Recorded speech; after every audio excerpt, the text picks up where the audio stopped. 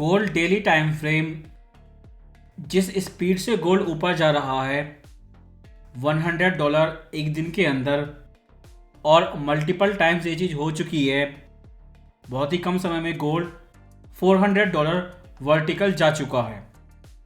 अगर पिछले एक साल के प्राइस एक्शन को कंपेयर भी करें कैंडल बाई कैंडल, तब भी इतनी बड़ी कैंडलस्टिक नहीं मिलेगी। $100 से ज़्यादा एक दिन के अंदर प्राइस गैप। इतने ज़्यादा डेंजर प्राइस एक्शन में स्कैल्प ट्रेडर ट्रेडिंग नहीं कर सकते। लेकिन इसके पीछे का मेन कारण जो यूएसए का बॉन्ड मार्केट क्रैश हुआ था, जो सबसे डेंजर और लास्ट थिंग होती है, उसके रिस्पॉन्स में policy maker last week treasury buyback और स्वैप डॉलर, अगर प्रॉब्लम फिक्स नहीं होती और मार्केट क्रैश कंटिन्यू रहता है तो पॉलिसी मेकर अपने इन दो पॉलिसी के साथ रेडी हैं। अभी एक्टिव नहीं हुई हैं, केवल अनाउंस किया है। अगर प्रॉब्लम कंटिन्यू रहती है तो वो इन दोनों पॉलिसी के साथ रेडी हैं। इनडायरेक्टली ये दोनों मनी प्रिंटिंग पॉलिसी के नाम हैं, जिसे फेड क्यूई के नाम से भी जानते हैं। अगर ये मनी प्रिंटिंग पॉलिसी एक्टिव होती हैं तो ये बाय द रूमर जैसा कंडीशन है। पॉलिसी अनाउंस होने से पहले ये चीज़ पहले ही प्राइस इन हो चुकी है। लेकिन ये चीज़ याद रखें, ये जो सब हो रहा है, चाहे स्टॉक मार्केट क्रैश हुआ हो, चाहे बॉन्ड मार्केट क्रैश हुआ था, ये सब टैरिफ की वजह से है। जब SP 500 क्रैश हुआ तो टैरिफ को 90 डेज के लिए डिले कर दिया। उससे इनका मन नहीं भरा, एग्जेम्पशन आई, जिसमें एनवीडिया और एप्पल कंपनी को बहुत बड़ा एग्जेम्पशन दिया गया है। और उससे भी ज़्यादा मंडे मार्केट ओपन से पहले टैरिफ ट्रेड डील आ जाएगी। इसमें चाइना इंडिया डील इम्पोर्टेंट है, क्योंकि G7 कंट्री हमेशा एक दूसरे को लेके फ्रेंडली बिहेवियर रखती हैं और ये हमेशा गुड पॉलिसी ही दिखाएंगे। इनकी ट्रेड डील से कोई बड़ा फर्क नहीं पड़ेगा। लेकिन चाइना और इंडिया को लेके जो US ट्रेड डील आएगी वो मोस्ट इम्पॉर्टेंट है, जिसे सिंपल वे में आप ब्रिक्स भी बोल सकते हैं, क्योंकि ट्रंप ने ये चीज़ पहले ही बोल दी थी। जो कंट्रियां डी-डॉलराइजेशन कर रही हैं, जिसमें चाइना मेन है और सारी ब्रिक्स कंट्रियां कर रही हैं, उन पे एक बड़ा टैरिफ लगाएंगे। और सेम वैसा उन्होंने किया, चाइना पे 100% से ज़्यादा टैरिफ लगाया। लेकिन अब न्यूज आ रही है, जैसे ही वो टैरिफ लगा, चाइना USA की टॉक स्टार्ट हो चुकी है।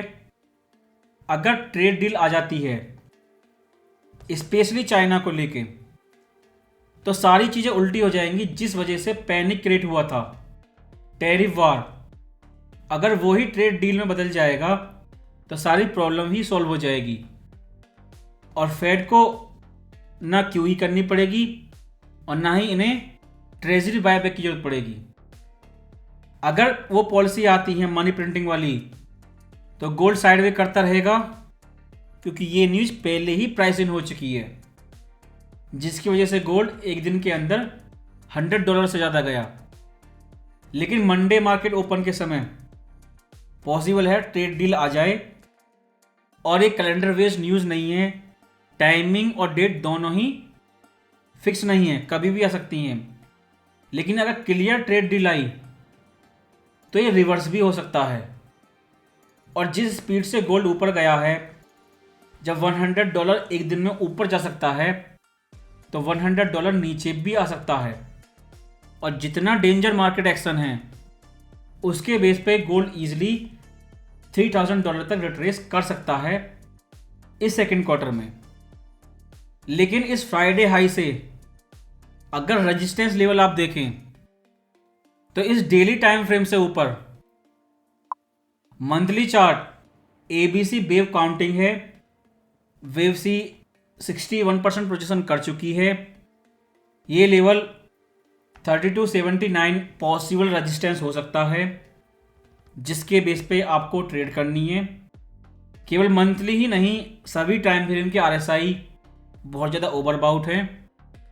केवल मंथली टाइम फ्रेम पर इलेट वेव काउंटिंग के बेस पे फ्री प्रोजेक्शन हमें रेजिस्टेंस शो कर रहा है। अगर वीकली टाइम फ्रेम को देखें, जो हमारी वेव सी है, इसे लार्जर डिग्री एवीसी वेव बोल सकते हैं, जो बाइडेन के समय की पॉलिसी थी, जो हायर डिग्री डब्ल्यू में कन्वर्ट हो जाती हैं। उसके बाद साइडवे करेक्शन, ट्रायंगल, जो टी एक साल पहले हमने देखा था, जिसे वेव एक्स बोल सकते हैं। उसके बाद अगली इंपल्सिव वेव वाई। जिस तरह डब्ल्यू एवीसी वेव में सब डिवाइडेड थी, उस तरह वेव वाई 5 इंपल्सिव वेव में सब डिवाइडेड है। और इस समय हम 5th इंपल्सिव वेव में हैं, जहां पर मंथली टाइम फ्रेम का रेजिस्टेंस लेवल है।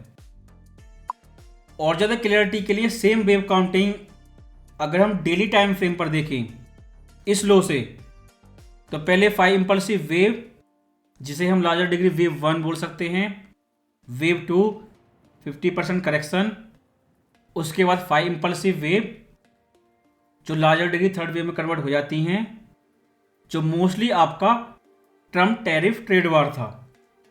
4th वेव करेक्शन, जिसमें मार्केट पैनिक होता है, ट्रम्प पैनिक होते हैं, ट्रेड वार को 90 डेज के लिए डिले करते हैं, जो कम पड़ जाता है तो एप्पल जैसी कंपनी को एग्जेम्पशन देते हैं, वो भी कम पड़ जाएगा, तो जल्द ही ट्रेड डील आने वाली हैं। और लास्ट में 5th इंपल्सिव वेव। अगर 5 इंपल्सिव वेव कंप्लीट होने के बाद फाइनल 5th वेव में अगर ट्रेड डील आती है और सारा टैरिफ ही उल्टा हो जाता है, तो क्राइसिस पूरी तरह बदल जाएगी और पैनिक जो प्राइस इन हो चुका है, emergency QE, market crash panic और बॉन्ड मार्केट पैनिक, वो सारी चीज़ें रिवर्स होंगी और पैनिक प्राइस आउट हो सकता है। उस कंडीशन में पॉसिबल है गोल्ड सेकंड क्वार्टर में फिर से $3000 लेवल पे आ जाए। क्योंकि अगर एक क्यूई करते हैं इमरजेंसी मनी प्रिंटिंग पॉलिसी, तो गोल्ड पहले साइडवे करेक्शन करेगा और पॉलिसी के बाद हम डिसाइड करेंगे कि कितना मनी प्रिंट किया गया है और कितना गोल्ड ऊपर जाएगा। लेकिन ये चीज़ पहले ही प्राइस इन है। जैसे गोल्डमैन सैक्स बैंक और जेपी मॉर्गन बैंक कह रहे हैं $4000 गोल्ड प्राइस। प्रॉब्लम गोल्डमैन सैक्स बैंक से है, जो बहुत ज़्यादा फोमो शो कर रहा है, पैनिक, जो 4500 गोल्ड प्राइस बता रहे हैं और डॉलर कलेप्स भी बता रहे हैं। करंट लेवल से गोल्ड और ज़्यादा ऊपर जाएगा और डॉलर और ज़्यादा नीचे जाएगा। यानी कि हर कंडीशन में गोल्ड पे बुलिश हैं, चाहे डॉलर नीचे जाए या नहीं जाए, लेकिन गोल्ड ऊपर जाएगा। जिस लेवल पे प्राइस है, हमारे व्यूअर अच्छी तरह जानते हैं, लास्ट ईयर स्पॉट गोल्ड में हल्का सा करेक्शन आया था, लेकिन M6 मार्केट में बड़ा करेक्शन आया था और अच्छी डिमांड आई थी। लेकिन जब तक बड़ा करेक्शन नहीं आ जाता, कारण कुछ भी हो, गोल्ड ज्यूरी बायर्स वेट कर रहे हैं, करंट प्राइस पे बाय नहीं कर रहे। जो डिमांड है नॉर्मल डिमांड से कम है और दिवाली तक अगर रिसेशन कंटिन्यू रहती है और करंट प्राइस मेंटेन रहता है या प्राइस इसी तरह ऊपर जाता रहा, तो बायर्स केवल वेट करेंगे, नॉर्मल कैपेसिटी पे बाय नहीं करेंगे। इसलिए इस लेवल पे गोल्ड को सस्टेन करना बहुत ही मुश्किल है। जल्दी ट्रेड डील आने वाली हैं, इसलिए मंथली टाइम फ्रेम पे इस लेवल के पास रेजिस्टेंस है। वेव काउंटिंग मंथली से लेके डेली तक डिटेल में समझा दिए। अब मार्केट केवल ट्रम्प की न्यूज़ पे ट्रेड करता है, किस डेट में आएगी, किस समय आएगी, वो ट्रम्प के मूड पर डिपेंड करता है। लेकिन एक्शन ट्रम्प की टैरिफ न्यूज़ ही डिसाइड करेंगी। और ज़्यादा क्लियरिटी के लिए H4 टाइम फ्रेम पे वेव काउंटिंग वो टेलीग्राम में अपडेट कर दिया था। और अगर मार्केट नीचे आता है तो सपोर्ट पहले वाले हैं, उनमें कोई चेंज नहीं हुआ, सेम सपोर्ट हैं। और पिछले हफ्ते की फेड स्पीच देखें, उससे पहले ऊपर गया और स्पीच के बाद गोल्ड नीचे रहा और रेड क्लोजिंग भी आई। अगर पिछले एक साल को देखें तो फेड की टोन में बहुत अंतर है। एक साल पहले वो कह रहे थे स्टैगफ्लेशन नहीं है, सेम वही सेंट्रल बैंक अब बोल रहे हैं इनडायरेक्टली स्टैगफ्लेशन है। और टैरिफ को लेकर क्लियर ट्रेड डील एफओएमसी से पहले आएगी या एफओएमसी के बाद। लेकिन एक साल के अंदर फेड की टोन बदल चुकी है। अब उन्हें स्टैगफ्लेशन क्लियर नजर आ रही है।